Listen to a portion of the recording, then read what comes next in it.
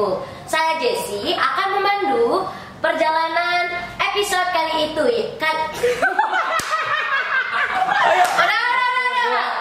Ayo and action. Halo semuanya, welcome back to our podcast SMP Cepu. Saya Jessie akan memandu episode kali ini, yaitu seputar tentang OSIS 2024-2025. Sebelum kita masuk ke dalam perjalanan seru ketos dan wak ketos kita, perkenalkan dulu deh nama kalian dan kelas kalian. Oke. Perkenalkan, nama saya Paulus Tiasya IHK Utama, biasa dipanggil kakak. Saya kelas 9A. Halo, aku Tabita Kitanartonang, biasa dipanggil Tabita, dari kelas 8C. Oke, kakak dan Tabita. Baik, kakak dan Tabita, pertama kali nih kalian rasakan saat menjadi OSIS atau terpilih menjadi OSIS, gimana sih perasaan kalian, ketua dan wakil? Sebenarnya senang-senang aja sih, karena tapi pasti udah nebak kalau bakal ada tantangan gitu di masa depan. Untuk ngurus-ngurus inilah, harus tegas juga ke anggota-anggota lain. Ya, kalau aku sih ya gitulah, gimana ya, ya pasti sudah menduga sih bakal dapat jadi ketos dan dua ketos. Ya saya harus menghadapinya dengan sikap siap aja sih. Berarti kakak itu udah bakal tahu kalau misalnya kakak itu bakal jadi ketos. Iya. Ya, jadi nggak kaget ya, nggak kaget lagi. Untuk Tabita masih deg-degan nggak sih pas pertama kali gitu? Awalnya aku deg-degan, soalnya kan ini kemarin kami sistem itu ketos tuh milih wakil ketosnya sendiri. Nah, masakan ini milih aku, jadi aku agak kaget. Soalnya aku rencana sebenarnya antara Kak Ivana sama Kak Willy. Tapi karena Mas Kakak doang yang milih, yaudah Mas Kakak aja gitu. Nah, benar nih, kakak kan milih Tabita nih. Kenapa sih kakak malah milih Tabita? Kan ada yang lain gitu kan? Karena waktu itu aku sendiri lihat bahwa potensi di dalam diri dia ini ya sangat besar lah, bisa untuk mengimbangi aku sebagai ketos nantinya. Berarti public speaking ya gitu ya, sebenarnya Iya, public speakingnya Tabita bagus. Iya, jadi terus untuk Tabita nih, apa sih hal positif dan negatifnya jadi partner kakak? Kalau positifnya sih pasti Mas Kakak ini pintar public speaking, jadi komunikasinya tuh bagus gitu antara anggota yang lain. Sedangkan aku ini kelemahannya sebenarnya di komunikasi juga, nggak terlalu bisa gitu menyampaikan ideku dari kata-kata yang mudah dicerna gitu nanti untuk anggota-anggota lain. Untuk negatifnya sih apa ya? Ayo ngomong aja nggak Aku apa-apa. nggak terlalu nengok banget sih kalau negatifnya. Yang penting kadang masakannya lebih ke eksekusi gitu orangnya dibanding ngasih ide analisis gitu. Jadi kami balance gitu. Masa kalau lebih pintar eksekusi, aku lebih pintar ide gitu ngasih. Kebetulan juga kan saya partner pantomim dia juga gitu. Jadi kita sama-sama partner dia gitu. Terus lanjut nih, jujur li, sebenarnya kalian ada perasaan insecure atau iri satu sama lain nggak sih? Saat di awal, coba cerita. Aku dulu ya. Kalau aku dulu nggak ada sih, karena aku udah mikir bahwa kelebihan dia seperti ini, dia bisa mengimbangi kekuranganku. Jadi ya waktu udah jadi partner ya udah, jadi jalan aja bareng-bareng gitu, gak ada rasa iri sama sekali. Aku sih sama, soalnya kelebihan sama kekurangan kami ini beda, jadi nyatu gitu. Jadi Klop. chemistry-nya ya, Betul. Terus alasan kalian ingin menjadi bagian dari OSIS ini apa sih? Apalagi di posisi sebagai pemimpin nih dari ketos dan wak ketos.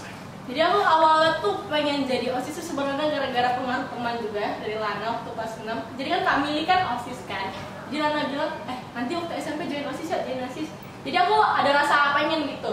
Terus tuh waktu kelas 7 ternyata juga Bu Beta bilang, kamu jadi OSIS ya, coba aja dulu ya nak. Ternyata waktu aku daftar lolos. Awalnya aku nih pengennya nih jadi seksi bela negara aja, karena memang senang gitu kayak ngajarin orang tentang upacara gitu, kayak ngajar bendera untuk pemimpin. Terus tiba-tiba Pak Yohan mintanya tuh, kamu mau nggak nak jadi kandidat waketos gitu, kayaknya kamu bagus nih, ada potensi. Kalau aku dari gitu sih, terus jadi waketos sampai sekarang. Kalau aku daftar OSIS lagi itu karena awalnya kan udah jadi wakil di periode sebelumnya 2023 dan 2024 dengan ketosnya itu Ko Jojo dan Kadilan. Nah, jadi aku karena sudah ditaruh harapan oleh Ko Jojo, jadi aku daftar lagi OSIS. Awalnya itu nggak mau jadi ketua sebenarnya. Awalnya nggak mau jadi wakil atau ketua, maunya jadi si Rohani kemarin tuh. Tapi kepilihnya itu direkomendasikan sama Pak Pak Deko deh kemarin sebelum ganti jadi Pak Yohan itu tuh jadi. Menurut kalian seru nggak sih jadi ketos lewat kelas gitu? Seru sih seru karena sebenarnya di OSIS ini lebih ke setara semua gitu. Jadi kami saling kerja sama. Kadang aku juga lebih sering jadi warga negara gitu, ikut bantu kawan ngajari upacara dibanding jadi waketos, dibanding jadi penggantinya Mas Aka gitu. Karena Mas Aka lebih sering masuk rapat gitu dibanding aku, gara-gara aku kadang ikut lomba penelitian yang lain. Terus selama menjabat, momen apa sih yang paling berkesan bagi kalian? Kalau Ceritain.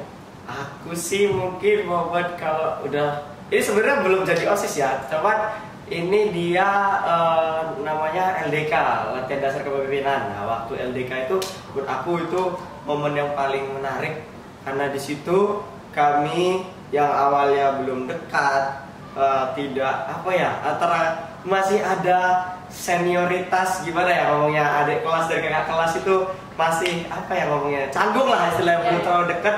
Dan akhirnya karena LDK itu jadi momennya seru, jadinya chemistry-nya ada, klop gitu. Aku sih sama, aku juga paling suka sama LDK karena ini awalnya kami nggak saling dekat, nggak saling kenal, tuh tiba-tiba nambah dekat gitu, nambah sering ngobrol ke anak kelas sama adik kelas, nambah kawan juga banyak yang sepantaran, yang awalnya nggak deket. Iya betul. Kalau diingat-ingat, apa sih tantangan terbesar bagi kalian itu pas kalian pertama hadapi saat memimpin OSIS? Tantangan besar. Kalau menurutku sih, karena anggotanya juga banyak yang agak gitu, yang bandel gitu. Orang ya. Yang nggak perlu disebut lah namanya, itu tuh agak susah gitu, karena mereka harus ditegasin dulu, harus dimarahin dulu baru mereka mau kerja gitu. Itu tantangan paling besar sih. Sama mungkin paling nerima cibiran omongan pedas dari orang-orang gitu. Itu yang paling penting. Ya betul. Tidak ada tambahan dari saya jawab oleh wakil. Diam-diam nih wakil aku nih guys, mengamati semua gitu. Jadi ya sudah terjawab oleh wakil. Lanjut. Gimana? Kalian kan siswa di sini. Terus kalian juga sebagai organisasi intrasekolah. Ya. Gimana sih kalian membagi waktu kalian untuk belajar, terus untuk kegiatan OSIS gitu? Karena kan itu paling susah ya menurut saya, karena saya juga remaja ngalamin yang namanya pembagian waktu. Menurut saya itu susah banget. Kalau kalian gimana sih? Kalau aku sih, kalau pembagian waktunya antara tugas sekolah dengan kepengurusan OSIS ini, kalau aku kan karena ini kegiatan kepengurusan OSIS ini kan di sekolah ya, tidak ada yang di luar sekolah. Itu kalau misalnya ada diminta tugas upacara tuh biasanya kami latihannya kalau nggak hari Sabtu atau tuh hari Jumat. Nah itu kan juga biasanya di luar jam sekolah, jadi nggak terlalu mengganggu lah kalau ada tugas di rumah. Jadi ya aku bisa bagi-bagi sih. Dan aku juga kan anaknya nggak les ya, belajarnya mandiri. Jadi waktu luangnya itu sangat banyak. Jadi bisa memanfaatkan waktu yang baik sih. Aku kurang lebih sih sama, soalnya aku juga nggak ada les gitu. Jadi lebih mudah gitu membagi waktunya. Tapi kecuali kalau misalnya ada event terus tuh dekat itu dengan ulangan. Biasanya aku prioritaskannya ke ulangan dulu baru aku ini kan ke OSIS gitu. Ada prioritas gitu juga. Iya betul. Ada nggak sih momen yang bikin kalian hampir nyerah? Terus bagaimana kalian ngatasin momen itu? Kalau momen nyerah tuh apa ya? Kayaknya momen nyerah nggak ada, tapi momen capeknya itu kayaknya ada. Iya kalau Karena pelepasan kemarin tuh itu paling capek gitu. Iya. Harus dari pagi udah siap-siap sampai sore baru balik, harus bersih-bersih dulu. Betul. Terus juga apa ya, itu tuh harusnya yang lain tuh kita tuh pulangnya sumpah itu sore banget kan. Itu tuh kami tuh pulang lebih lama daripada yang lain loh. Yang peserta yang pelepasannya udah pulang, kami yang pengurus OSIS itu kan ya kami harus bekerja sama dengan para guru, membahas bagaimana kesuksesan pelepasan itu di hari H. Jadi kami ya mungkin capeknya di situ aja sih. Kalau mau menyerah, benar-benar nyerah nggak ada sih. Karena ya sekolah kita ini kan sudah menanamkan sikap pantang menyerah. Di kemarin kalau nggak salah di lomba solo antara dengan sekolah lain juga, itu juga salah satu paling capek. Karena yang udah dikasih tau kan mungkin kami jam 3 pulangnya, tiba-tiba nggak, itu karena ada satu kendala atau memang kurang banyak itu tenaga kerjanya. mungkin beberapa osis udah pada balik. Nah, beberapa sisa-sisanya ini kayak aku, Mas Kakak sama yang lain tuh harus tetap nunggu gitu di sekolah sampai selesai itu acara, mana hujan lagi di situ. Betul. Sebenarnya posisi paling capek dan udah pada balik.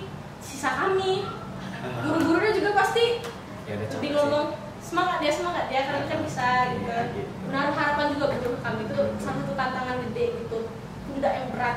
Iya. Berarti capek itu menurut kalian tapi seru juga gitu ya. Seru, Ada seru. pengalaman gitu. Seru. Pernah nggak kalian berbeda pendapat gitu? Gimana cara nyelesain pendapat gitu? Kalau beda pendapat sih pasti pernah. Sering malahan. Tapi kalau aku sih menyikapinya ya yang mana yang lebih baik itulah yang menjadi keputusan kita gitu. Kalau nggak kami gabungin gitu Betul. positifnya. Betul. Kayak kemarin tuh visi-visi. Tapi kan kalau misalnya menjadi ketos tuh harus ada visi-visinya, harus ada programnya gimana. Nah itu kami di situ, waduh itu obrolannya dari dari chat sampai ketemu langsung gitu, ngobrol terus. Berbeda pendapat tuh sampai menyocokkannya tuh ya susah ya, tapi ya kami bisa. Tapi kalian nggak ada yang kayak marah-marah gitu kan pas nyocokin pendapat itu? Puji Tuhan tidak ada. Oke. Terus pernah nggak kalian kegiatan OSIS ini mana sih yang menurut kalian paling sukses, paling bagus gitu, dan kenapa gitu? Menurutku yang paling sukses, tapi ini nggak OSIS 100% itu pelepasan nih masuk. Karena dari panitia, dari orang tua itu juga kerjasamanya bagus banget apa namanya. Kayak dari ketua panitia tuh royal gitu ke anak-anaknya yang bakalan perpisahan gitu lah. Baikku aku paling suka sebenarnya pelepasan karena makanan juga paling banyak, dapat fasilitas yang paling bagus lah menurutku. Kalau kata Oh dari aku kesuksesan ya. Semua yang sudah kami lakukan itu sukses sih menurut aku.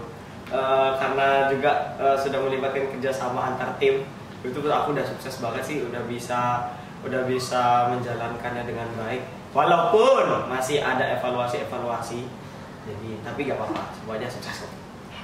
Oke. Terus pesan untuk teman-teman OSIS lain yang ikut mendukung selama kalian menjabat apa tuh? Yang kedua ya, pesannya terima kasih.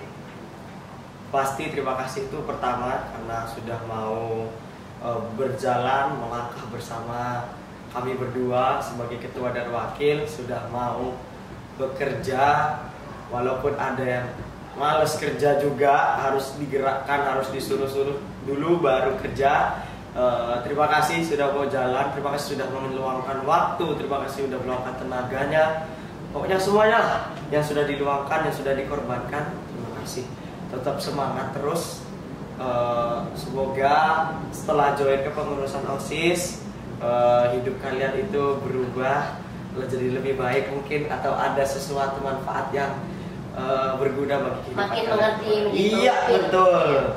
Dan juga kami pasti minta maaf lah kalau kami sering ngegas agak keras gitu, karena banyak juga dari mereka tuh yang agak bandel, yang juga yang sebagai kami ketua mungkin memang harus tegas gitu.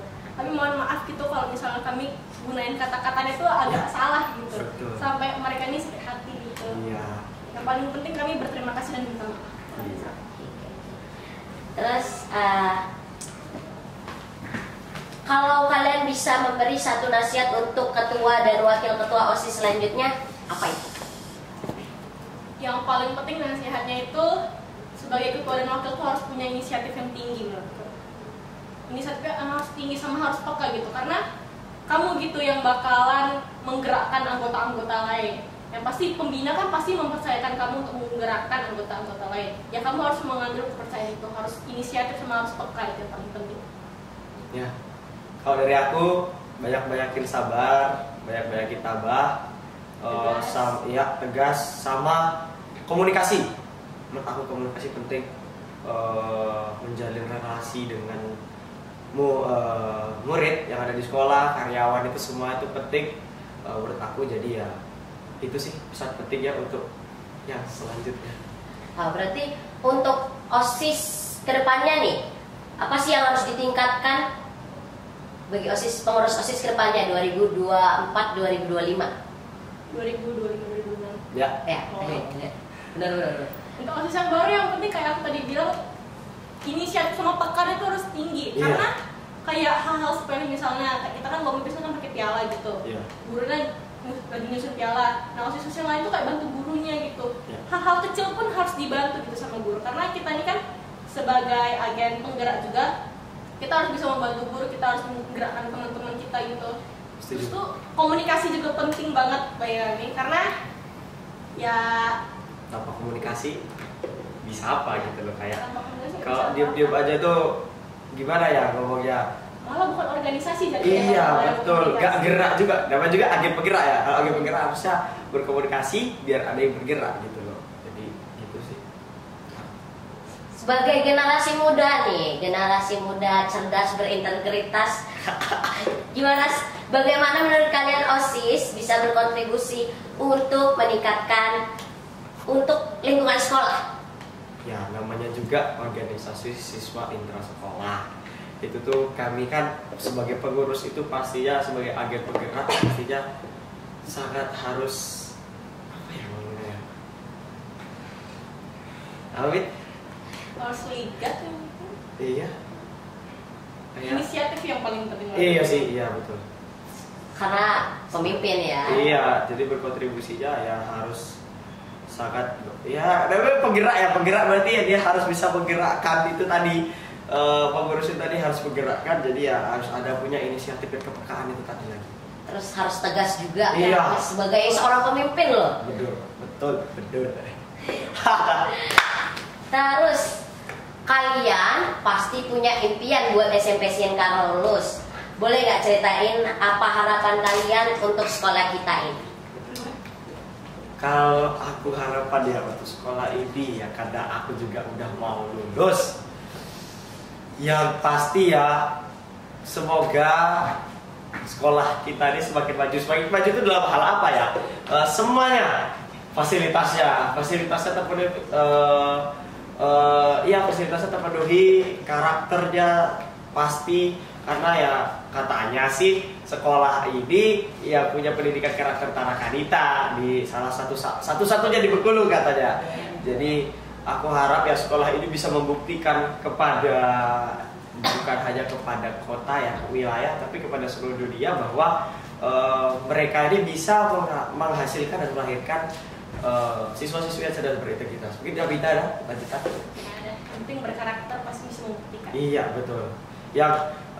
Yang mungkin ya bisa membuat perbedaan lah siswa Karolus dengan siswa yang lain gitu. Benar. Betul. Kayak mungkin lebih attitude ya mungkin siswa Karolus lebih gimana lebih baik atau gimana gitu. Aku dulu kan bukan di Karolus nih. Nah, Guys. Ada nih cerita kalau misalnya Karolus ini karakternya tuh pendidikan karakter tentara. Jadi wah. lebih disiplin. Iya. Jadi lebih bagus gitu. Makanya aku tertarik banget untuk masuk ke SMP SIN Karolus ini. Jadi pas masuk juga, wow ternyata memang seperti itu karakter yang diajarkan gitu ya. Kayak Cece 15, Iya. ya kan? KPKC, kejujuran, disiplin. Benar. Terus kenangan lucu atau unik yang kalian alami selama menjabat apa nih? Hampir semua kayaknya kenangan lucu deh. Kalau misalnya kami lagi ngerjain project itu, tapi salah satu menurutku paling lucu tuh selesainya ini lomba solosan gitu, karena kami kan kayak gabung gitu sama kakak pramuka naga cendana, mereka tuh kayak nari-nari itu menurutku agak lucu banget malah. Terus itu salah satu lagi kami lagi nyiapin untuk pameran akhir semester, itu lucunya soalnya kayak kami baris-barisan gitu pakai kertas, main gerobak apa sih namanya untuk mengangkat semen itu, yang penting kami naik-naik Ya. itu lah, hampir dimarahin sih tapi terobos aja lah. Tapi lucu ya. Lucu nih. Kalau aku lucu itu kalau ketika menjalankan tugas tuh ada marah-marah. Itu aku lucu kayak jadi mereka tuh kan berbeda pendapat ya. Jadi antara sisi itu pasti kalau mereka udah berkata ini nah gini. Aku ngomongnya gini malah dia gini. Misalnya apa ya? Aku udah bilang harusnya tuh gini, tapi dia tuh gitu. Nah itu ada cerita ke aku tuh, udah pernah tuh sekali itu aku ya pengalaman unik dan lucu menurut aku. Terus kalau kalian diberi kesempatan untuk menjabat lagi, apa yang akan kalian lakukan berbeda? Berbeda. Iya pasti berbeda sih karena Mungkin dari evaluasi. Iya evaluasi apa selanjutnya kalau kami bisa 2 periode paling ya pasti akan berbeda karena kami juga ingin ya itu tadi toh memajukan sekolah ini biar peserta didiknya cerdas berintegritas, tidak hanya iming-iming saja, tapi ya dapat terbukti gitu sih, pasti akan berbeda itu sih. Aku mau tanya nih untuk Kak Jessina. Coba apa? Karena dari tadi Kak Jessi tanya terus. Iya. Aku mau tanya kepengurusan OSIS kami itu ada kurangnya nggak sih? Atau Kak Jessi merasa kepengurusan kan Kak Jessi ini ya guys, for your information aja, dia itu juga pernah menjabat sebagai pengurus OSIS di waktu kita kelas 7 ya? Iya, kita kelas 7. Kak Jessi ini juga seangkatan sama aku dan untuk pas kelas 8 Kak Jessi ini nggak mendaftar lagi. Nggak tahu kenapa. Mungkin Kak Jessi bisa menjelaskan atau bisa membandingkan dengan masa-masa kepengurusan kita yang kelas 7. Berarti evaluasi untuk OSIS periode 2024 ini. Apa ya? Sejauh ini bagus-bagus aja, ada peningkatan malahan. Peningkatan kayak dulu kan aku menjabat sebagai seksi apa sih gara-gara ya? itu? Apa sih Jessi? Yang di kantin OSIS. Usaha. Iya, dana usaha. Dulu itu dana usaha belum ada jualan-jualan makanan kayak gitu. Dan sekarang di kantin OSIS banyak banget kayak mochi atau risol, makanan kekinian yang dijual. Itu adalah sebuah peningkatan untuk OSIS periode 2024 ini. Tapi untuk sisi kurangnya ya, menurut aku di tenaga kerjanya aja ya, mungkin kalian kurang cepat gitu, kurang gercep untuk menangani sesuatu. Jadi kadang juga kayak malahan siswa-siswa lain tuh, ini lama banget sih siapa ketua OSISnya gini. Jadi malah kayak pasti gitu. Ke ketua OSISnya ya guys ya. Malah mencibir ketua OSISnya. Iya betul. Jadi ya itu kalau jadi ketua dan wakil harus kuat sih itu aja. Tapi udah lumayan meningkat dari periode sebelumnya. Oke. Udah Cukup ya. Closing. Oke guys, itu seputar perjalanan seru Kak dan Tabita sebagai Waketos dan Ketos periode 2024-2025. Betul. Sekian dari kami. Bye bye. Bye bye.